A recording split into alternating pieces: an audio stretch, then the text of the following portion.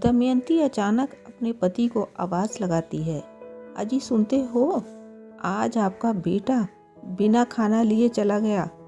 जरा उसकी कंपनी में जाकर उसको खाना दे आओ। राय साहब हड़बड़ाकर अखबार एक तरफ रख देते हैं और पत्नी से पूछते हैं, क्यों आज खाना लेकर नहीं गया? दमयंती बोलती है, अरे आज उसकी कंपनी के चेयरमैन आ रहे हैं, इसलिए विनोद सुबह 7 बजे ही निकल गया और इतनी सुबह खाना नहीं बन पाया। राय साहब बोले, ठीक है, लाओ मैं दे आता हूँ। इतना कहकर वह कमरे में कपड़े बदलने चले गए। दमयंती ने राहत की सांस ली। विनोद और दमयंती के आपसी विवाद को राय साहब ने नहीं सुना था। वो हमेशा अपने पिता पर दोषारोपण ही करता रहता और दमयंती हमेशा अपने पति का ही पक्ष लेती। विषय भी तो वही घिसा पिटा कि पिताजी ने हमारे लिए क्या किया, मेरे लिए भी कुछ नहीं किया।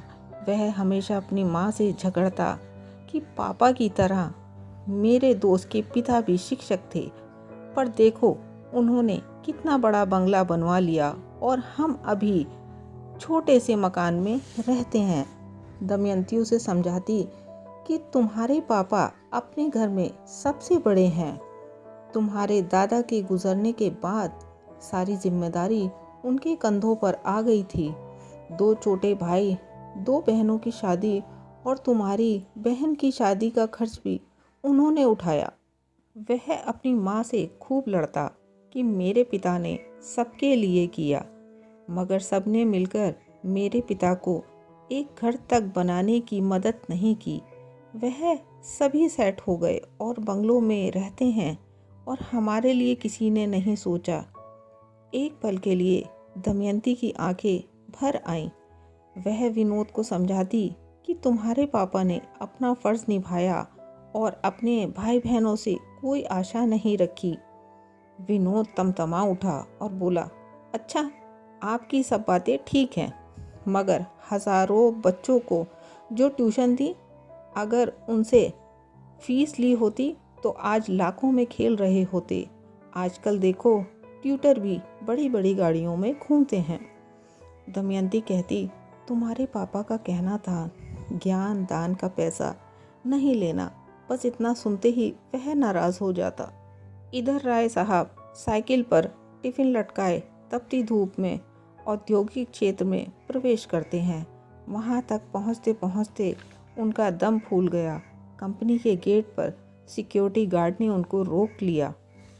वह गार्ड से कहते हैं कि उन्हें टिफ़िन देना है। गार्ड कहता है, अभी चेयरमैन साहब आए हुए हैं, उनके साथ मीटिंग चल रही है। वह मीटिंग ख़त्म करके कभी भी बाहर आ सकते हैं। आप थोड़ा हटकर खड़े हो जाएं।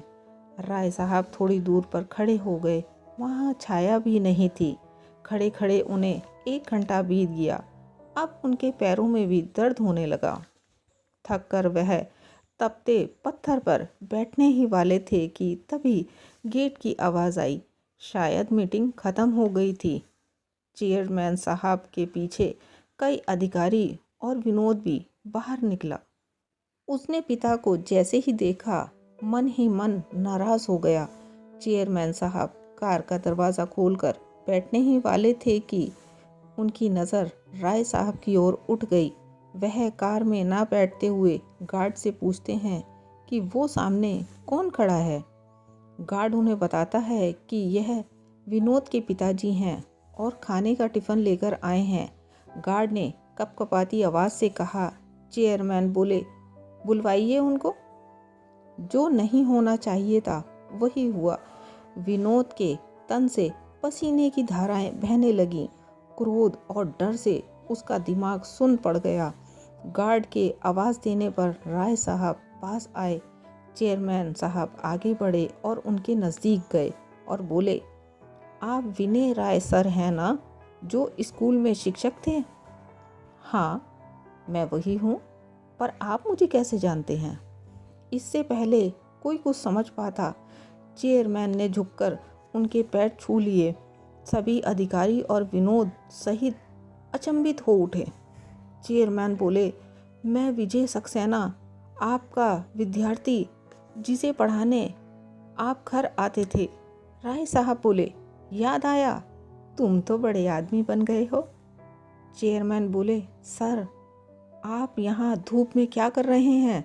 आइए अंदर चलिए, आपसे बहुत बातें करनी है।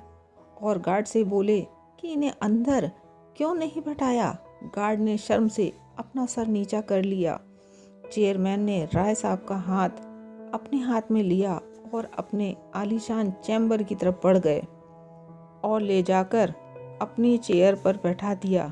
राय साहब उठने लगे तो उन्होंने उन्हें ज़बरदस्ती बैठाया और अपने सभी अधिकारियों से बोले, अगर सर नहीं होते तो आज यह कंपनी नहीं होती और मैं अपने पिता की परचून की दुकान संभाल रहा होता।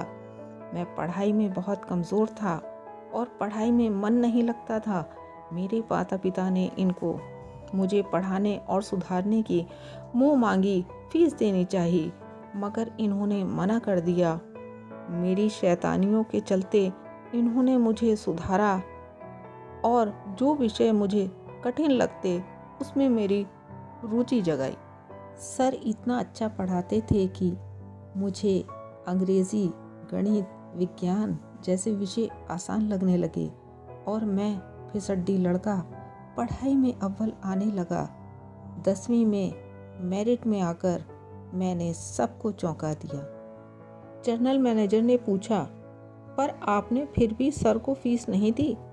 चेयरमैन बोले, मुझे आज भी याद है जब मेरे पिताजी ने खुश होकर सर को 1 लाख का चेक देने की कोशिश की, मगर सर ने वह भी ठुकरा दिया और बोले, मैंने कुछ नहीं किया, आपका लड़का ही बुद्धिमान है। मैंने तो रास्ता दिखाया, पर मुझ जैसे पत्थर को तराश कर सर ने हीरा बना दिया। फिर मैंने आगे की पढ़ाई पूरी करके अमेरिका पढ़ने चला गया और मैं ही नहीं, इन्होंने असंख्य हीरे बनाए हैं। और कहते हुए उनकी आंखों से आंसू बह निकले। बहुत देर तक खामोशी का माहौल रहा। फिर चेयरमैन बोले, सर आपने मकान बदल लिया या उसी मकान में रहते हैं? अब उत्तर विनोद ने दिया तो चेयरमैन उसकी नाराज़गी समझ गए। वह बोले, सर शहर में मैंने कुछ फ्लैट ले रखे हैं, उनमें से 3 BHK आपके नाम कर रहा हूँ। राय साहब एकदम बोल पड़े, मुझे इतनी बड़ी गुरु दक्षिणा नहीं चाहिए। चेयरमैन ने उनका हाथ अपने हाथों में लिया और बोले कि काम की अधिकता के कारण गुरु दक्षिणा देने में पहले ही बहुत देर हो चुकी है। बहुत बहुत धन्यवाद सर। विनोद बोला, धन्यवाद मुझे नहीं, अपने पिताजी को दो और मुझे वचन दो कि तुम इन्हें कभी दुख नहीं दोगे। चेयरमैन साहब कठोर शब्दों में बोले, नहीं सर, मैं आपको वचन देता हूँ। विनोद ने हाथ जोड़े। शाम को विनोद घर लौटा और देखा राय साहब किताब पढ़ रहे थे और पास बैठी दमयंती सब्जी काट रही थी। विनोद ने बैग रखा, अपने पापा के पैर पकड़कर बोला, पापा मुझसे गलती हो गई, मैं आज तक आपको गलत समझता रहा। मुझे पता नहीं था कि आप इतने बड़े इंसान हो। राय साहब ने उठकर अपने बेटे को अपने सीने से लगा लिया और दोनों का प्रेम देखकर दमयंती की भी आंखें भर आईं। यह कहानी आपको कैसी लगी, इसके बारे में अपनी राय कमेंट बॉक्स में ज़रूर दें और इस चैनल को सब्सक्राइब ज़रूर कर लें ताकि आपको इससे भी अच्छी कहानियाँ आगे सुनने और पढ़ने के लिए मिल जाएं। धन्यवाद। जय हिंद, जय भारत।